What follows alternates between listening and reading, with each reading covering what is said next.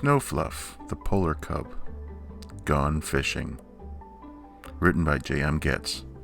The bobber dipped under the chilly Hudson Bay water. It reappeared quickly, only to disappear once again, this time for good. Snofluff's fishing reel made a click, click, click sound as more and more line was being pulled into the frigid sea. "We've got one! Reel it in!" shouted Pablo. Pablo the Puffin was Snofluff's best friend. Snofluff, a polar bear cub, had caught a fish. His paws were firmly gripped on the handle of his fishing pole as he struggled to bring in the fresh catch. "Come on, Snofluff, don't let him get away," Pablo hollered. The line tightened up as Snofluff gave his fishing pole a swift tug. There was a loud snap as the line broke under the tension. Pablo sighed.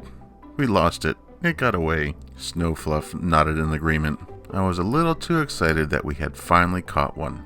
I should have let the fish tire itself out before I started reeling him in." Snofluff took a few steps to his tackle box, popped the clasp, and opened the lid. There it was. There was one lure left, but this was his lucky one, a reddish-orange lure resembling a small squid. As he raised the lure to attach it to his line, the squiggly lure tentacles danced in the breeze coming from the bay. They had been fishing for a few hours now, and hadn't been able to bring one in yet. One last try before they headed home. Surely their lucky lure would tempt a fish so they wouldn't go home with empty paws nor claws. Snofluff slung his fishing pole over his shoulder and took a step forward as he cast his line far out into the water. Plop went the bobber as it dropped into the ocean. "Nice cast, Snofluff," said Pablo. "Thanks, Pablo. We just have to wait for our lucky lure to do its thing," replied Snofluff. And wait they did. And they waited some more. A couple of hours passed, and nothing. Not a nibble. Not a bite. Nada. Afternoon was upon them. Orange sun rays bounced off the sea, making it difficult to see where Snofluff's bobber was located on the water. Pablo asked, "Where's your bobber at? I lost sight of it a while ago." Snofluff's eyes scanned the bay, looking for any sign of his red and white bobber. He looked to the left, and then he surveyed to the right. There it was, swaying along with each small wave. His bobber had drifted in the wind. Snofluff examined his fishing reel to make sure none of the line was tangled. "The bobber is over there to the right," announced Snofluff. As Pablo looked out into the bay, he replied, "I don't see any bobber. Where is it at?" "It's right over there," Snofluff stammered as he looked up, trying to relocate the bobber. Uh-oh, where was it? It was gone. Click, click, click, click, click, click. The fishing line was being pulled off the reel at a fast pace. There was something on the line. Something big was on the line. "You've got one, Snofluff!" exclaimed Pablo. "Reel it in, reel it in!" Snofluff dug his feet into the ice as he attempted to control his fishing pole. Crack! Exploded from behind them. The ice that they were standing on jolted forward. Pablo flapped his wings, began to hover as Snofluff tried to maintain his balance on the rocking ice. Pablo shouted, Look!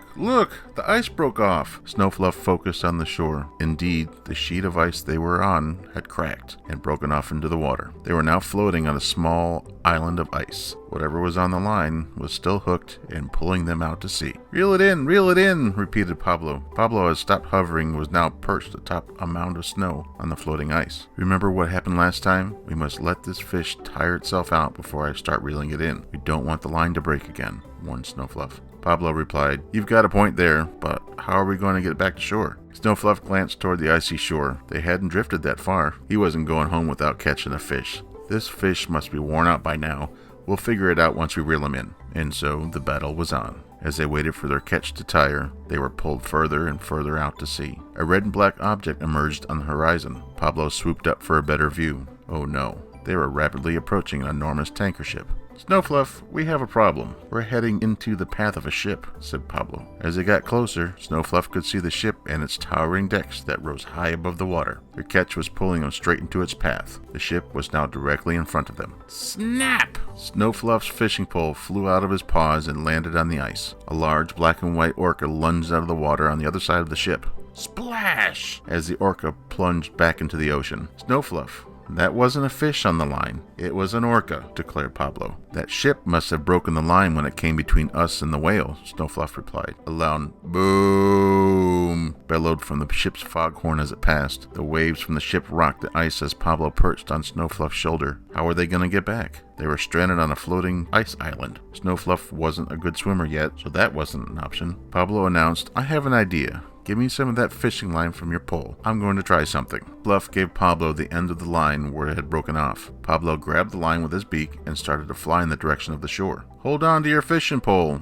I'm gonna get us back home, Snofluff, grunted Pablo excitedly. The line tightened as Pablo fluttered his wings and flew higher in the sky. Solomon and Davis were both narwhals, and they spotted something strange in the distance. Look over there, Solomon. What is that? Said Davis. It looks like that polar bear went fishing but caught a puffin instead, chuckled Solomon. Pablo was in the distance, frantically flapping his wings as he tried to pull the ice island back to shore. Davis suggested, let's go over there and investigate. As they approached, Solomon and Davis each took a deep dive into the water before emerging right along the edge of the floating ice. Hey there! What are you two doing out here? Davis asked. Snofluff glanced over the unicorn-tusked narwhals who had suddenly appeared. It's a long story, but we're trying to get back to shore. By the way, I'm Snofluff, and that's Pablo right there, greeted Snofluff. Davis swam up to the front of the island. Nice to meet you two. My friend here is Solomon, and my name is Davis. Solomon gave a nod as he asked, any progress getting back so far? Pablo descended from his flight and perched on Snofluff's shoulder. No luck so far.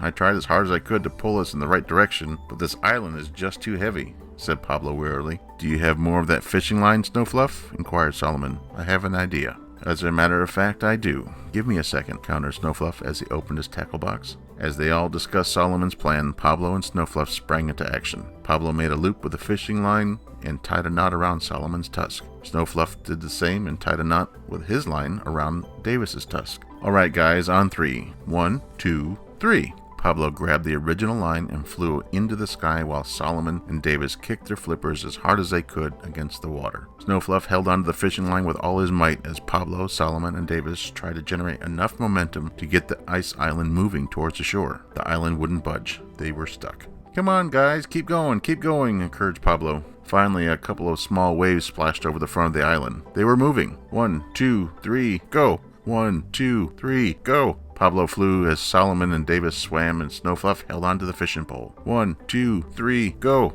The ice island began its slow trek to shore. All four of them worked together until they had finally made it back to shore. We made it back! We did it! Snofluff announced. Pablo untied the lines from Davis's and Solomon's tusks. Snofluff praised, I don't know how we can thank you enough.